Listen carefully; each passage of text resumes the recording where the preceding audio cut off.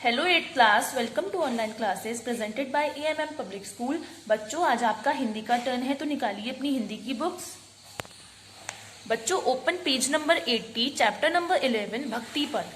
तो बच्चों, हमने अभी तक जो पढ़ते थे हम चैप्टर, उसमें हमने देखा स्टोरीज हम पढ़ते थे, तो वो होते हैं गद्य के चैप्टर। अब ये है हमारा पद यानी कि कवि साहित्य का चैप्टर, तो इसका नाम है भक्ति पद। तो इसमें जो है बच्चों, ये किसी एक राइटर की नहीं है, मतलब जो ये इसमें छोटे छोटे पैराग्राफ दे रखे हैं, ये मीरा जी के द्वारा लिखा हुआ है, ये सूरदास जी, और इसके आगे कबीरदास जी, और ये तुलसीदास जी। तो हम इन चारों के जो इन्होंने अपने भक्ति पद लिखे हैं, भक्ति मतलब जो इनकी ये भगवान की जो भक्ति किस प्रकार से करते थे, किस रूप में करते थे, तो उसके बारे में, तो किस रूप में वो भक्ति करते थे, ये इस चैप्टर में बताया गया है। तो हम पढ़ेंगे पहले मीरा जी का। पायो जी मैंने राम रतन धन पायो। तो बच्चों, इसमें मीरा जी ने अपनी जो धन होता है उसकी तुलना किससे करी है? भगवान के प्रेम से, मतलब भगवान की भक्ति से। उनका ये कहना है कि भगवान की भक्ति ही मेरे लिए सबसे बड़ा धन है। क्योंकि इसको आप इस तरह से भी देख सकते हैं कि अगर हम किसी पैसे को खर्च करते जाएं तो वो खत्म हो जाता है, लेकिन भगवान की भक्ति ऐसी है, हम उसको जितना खर्च करेंगे, मतलब जितना उसमें उसको और जितना उसमें लीन होंगे वो और बढ़ती जाएगी। वस्तु अमोलक दी मेरे सतगुरु, करी कृपा अपनायो। मतलब भगवान ने मुझे जो ये भक्ति रूपी रस दिया है, इसकी मुझ पर बहुत ही अच्छी कृपा है। जन्म जन्म की पूंजी पाई, जग में सबे खोवायो। ये जो भक्ति मुझे मिली है भगवान की, इससे मुझे जन्म जन्म की पूंजी मिल गई है, मतलब मुझे जन्मों जन्मों तक किसी धन की आवश्यकता नहीं है।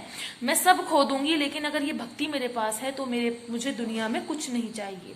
खर्चे ना खुटे, कोई चोर ना लूटे, दिन दिन बढ़त सवायो। ना तो इसे कोई खर्च कर सकता, मतलब अगर खर्च करेंगे तो ये खत्म नहीं होगी बल्कि बढ़ेगी। ना इसे कोई चोर लूट सकता, कि भक्ति को तो नहीं लूट सकता ना। और दिन दिन रोज बढ़ती जाती है।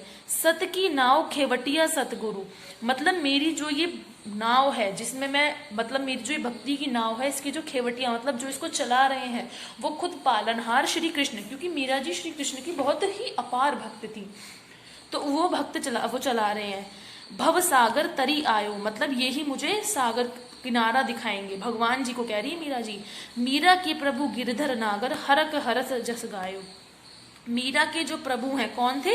गिरधर नागर, मतलब श्री कृष्ण को गिरधर भी कहते हैं, गिरधर नागर हैं, हरक हरस जस गायो। उनका मीरा हर जगह गुणगान करती थी। तो मीरा जी ने अपनी भक्ति की बताई है। अब आते हैं हम अपनी सूरदास जी की। मेरो मन अनंत कहाँ सूख पावे, जैसे उड़ी जहाज को पंछी फिरी जहाज पर आवे। इसमें भगवान बच्चों सूरदास जी भी श्री कृष्ण के अपार भक्त थे। तो वो कैसे भक्ति करते थे, उन्होंने क्या बताया है? मेरो मन अनंत कहाँ सुख पावे, मेरा मन कहीं सुख नहीं पाता, मतलब बस मेरा मन भगवान की भक्ति में ही सुख पाता, अन्य मेरा कहीं मन नहीं लगता। जैसे उन्होंने कैसे बताया? जैसे उड़ी जहाज को पंछी फिर जहाज पर आवे। बच्चों, जो समुद्र होते हैं ना, उनमें जो जहाज चलते हैं, तो जो वहां जो पंछी उड़ रहे होते हैं वो जहाज पर ही बैठ जाते हैं, शांति से उड़ते नहीं, वो जहाज पर बैठ जाते हैं। कभी उड़ के जाते हैं, फिर दोबारा जहाज पर ही वापस आते हैं। तो उन्होंने ये कहा है कि मेरा मन भी ऐसा ही है कि बेशक मेरा मन कहीं और ध्यान दे लेगा, लेकिन फिर वापस उसी जहाज रूपी यानी कि उसी भक्ति रूपी मेरे सागर में वापस लौट आता है। कमल नैन को छेड़ी महात्म, और देव को ध्यावे, परम गंग को छाड़ी प्यासो, दुर्मति कूप खनावे। कमल नैन को छाड़ी मातम और देव को ध्यावे, मतलब मेरा मन उस कमल की तरह है, कमल यानी कि उस पुष्प की तरह है जिसकी पंखुड़ियों को भगवान के सामने समर्पित कर दिया है। मतलब मैंने अपने मन रूपी कमल को भगवान के सामने समर्पित कर दिया है। परम गंग को छाड़ी प्यासो, मतलब बहुत एक प्यासा आदमी जो गंगा नदी अगर उसे मिल जाए तो अपनी प्यास बुझा लेता है, ऐसी भगवान की भक्ति मुझे मिल गई है जिसने मेरी प्यास बुझा दी है। जिही मधुकर अम्बुज रस चाख्यो, क्यों करिल फल भावे।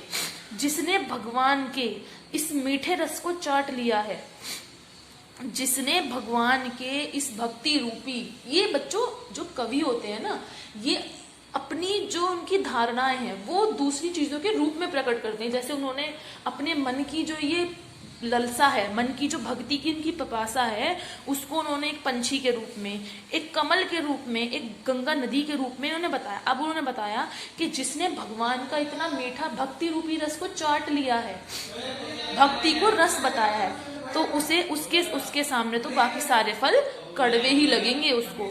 सूरदास प्रभु काम देनु तजी, छेरी कौन दुहावी। सूरदास के जो प्रभु हैं, कामधेनु मतलब जो उनकी कामनाओं को पूर्ण करते हैं, उनके सामने और उनके लिए कोई कुछ नहीं है। तो अब आते हैं बच्चों, हम कबीरदास जी ने क्या कहा है अपनी भक्ति के रूप में। मोह को कहाँ ढूंढे बंदे, मैं तो तेरे पास में, ना मैं देवल ना मैं मस्जिद, ना काबे कैलाश में।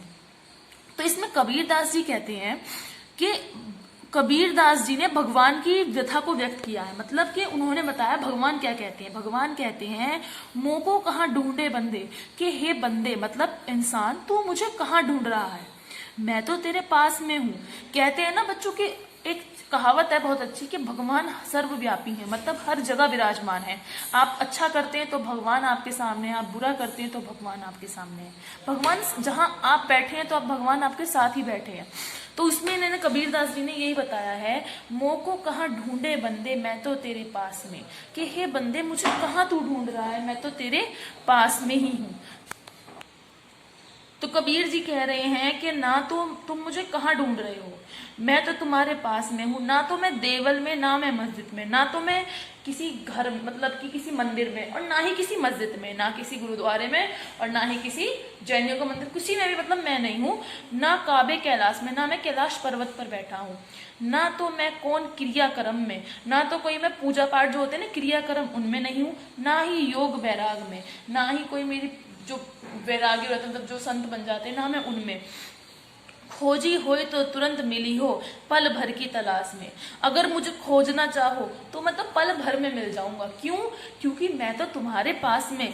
कहे कबीर सुनो भाई साधो, सब श्वासों की श्वास में। मतलब भगवान को अगर ढूंढना चाहे तो पल में मिल जाएंगे, क्योंकि भगवान तो प्रत्येक मनुष्य की आत्मा मतलब उसके श्वास में बसते हैं।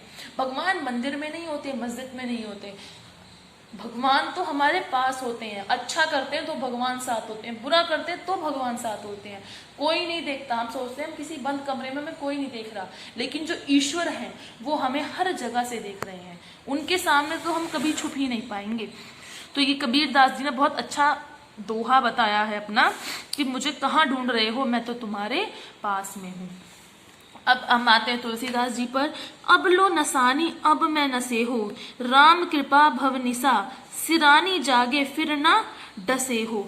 अब लो नसानी, अब लो नसे, अब ना नसे हो, मतलब अब तक तो मैं, बच्चों तुलसीदास जी के बारे में एक बहुत अच्छी कथा है कि ये जो है ना पहले भगवान की भक्ति नहीं करते थे, परंतु उनके साथ कुछ ऐसी घटना घटी जिसके बाद ही भगवान के अपार भक्त हो गए। इन्होंने निश्चय कर लिया कि मैं सिर्फ अब प्रभु भक्ति में ही लीन रहूंगा, अन्यथा और मैं कुछ मेरा जीवन में कोई मेरा और कोई मकसद नहीं है जीवन का, केवल प्रभु भक्ति ही मेरा एकमात्र लक्ष्य है।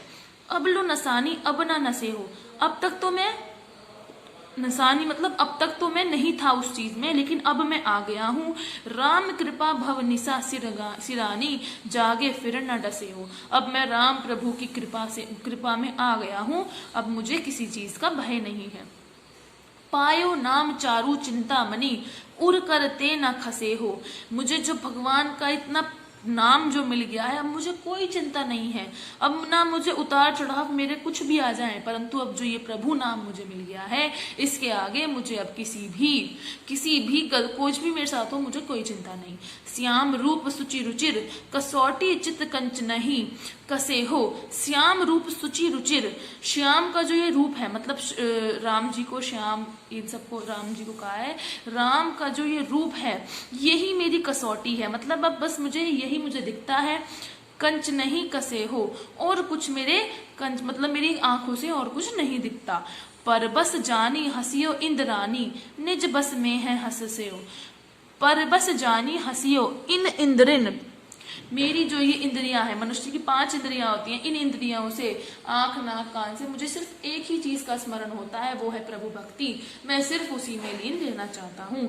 मन मधुकर पन करी तुलसी, रघुपति पद कमल बसे हो। तुलसीदास जी ने अपने मन रूपी पुष्प में केवल भगवान को ही विराजमान कर लिया है। तो बच्चों ये इन्होंने सब कवियों ने अपनी अपनी भक्ति की एक तरह से धारणा दी है कि वो किस प्रकार से भक्ति करते थे, है ना। तो ये चैप्टर में हम यही पढ़ा, तो बहुत अच्छा चैप्टर था, इसको पढ़िएगा और इसके क्वेश्चन आंसर सारा वर्क आपको भेज दिया जाएगा। Okay bye, have a good day, thank you बच्चों।